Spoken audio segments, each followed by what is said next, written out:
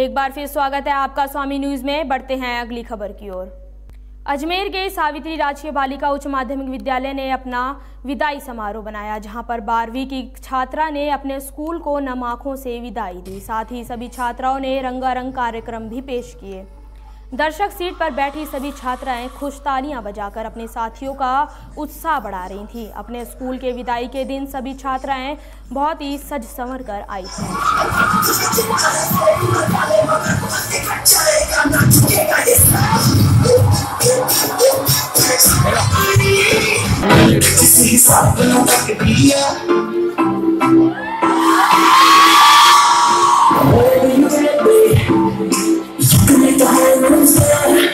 You know that my favorite is when you're rocking that bass in slow. Okay, no so this is the guy in front of you. Let me go fire. I need me no so this is the guy.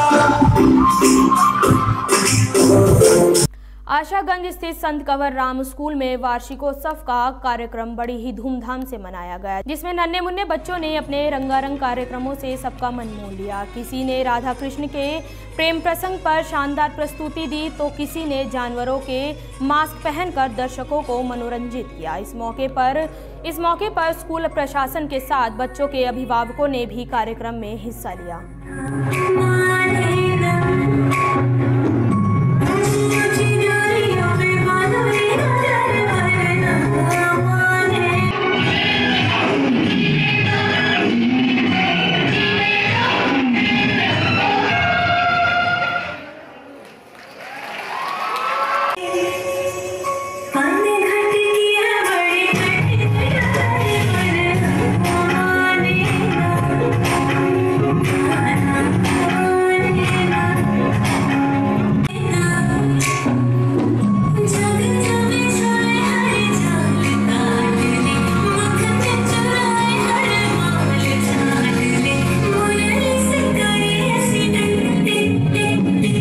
और अब बात पुष्कर की, जहां आज मशहूर धारावाहिक रामायण में सीता का रोल निभाने वाली अदाकारा दीपिका वितलांगे ने पूजा अर्चना की और अपनी जल्द ही रिलीज होने वाली फिल्म में गालिब और नट स्मार्ट की कामयाबी के लिए मन्नत मांगी।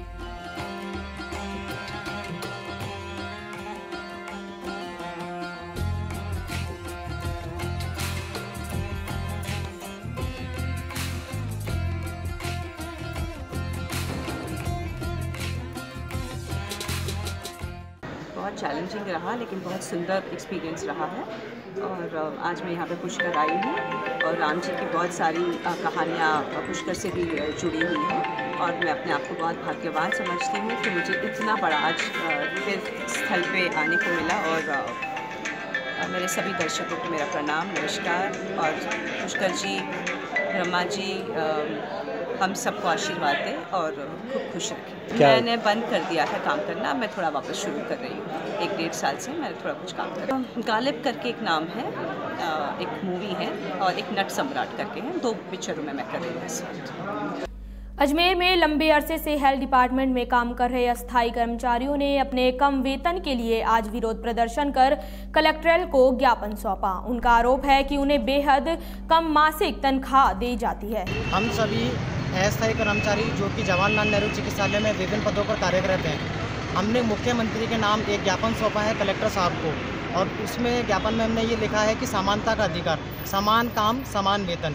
क्योंकि हम अस्थायी कर्मचारी परमानेंट के बराबर काम करते हैं, काम में हमारे किसी प्रकार की कोई कमी नहीं है, फिर भी हमारे को एक अल्प वेतन दिया जाता है जो इस महंगाई के युग में बिल्कुल नहीं के बराबर है।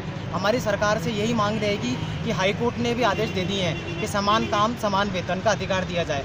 तो हमारी सरकार से पुनः ये मांग है कि आने वाले चुनाव के अंदर कहीं ऐसा ना हो कि उनको दूसरा परिणाम देखना पड़े, क्योंकि सरकार जो होती है वो हमारे मजदूर वर्ग को लेकर ही चलती है और जो उनका वोट बैंक होता है वो मजदूर वर्ग ही होता है। कहीं ऐसा ना हो कि मजदूर वर्ग पूरा मिल जाए और एकजुट हो जाए और उसका परिणाम ये निकले कि वो उसका परिणाम सबसे ज़्यादा नोटा में हो, ना हार में ना जीत में। मालूम चले कि नोटा का प्रयोग सबसे ज़्यादा हुआ है। तो सरकार को हम एक बार पुनः चेताएंगे और ये कहेंगे कि समानता का अधिकार हमें जल्द से जल्द दिलाया जाए।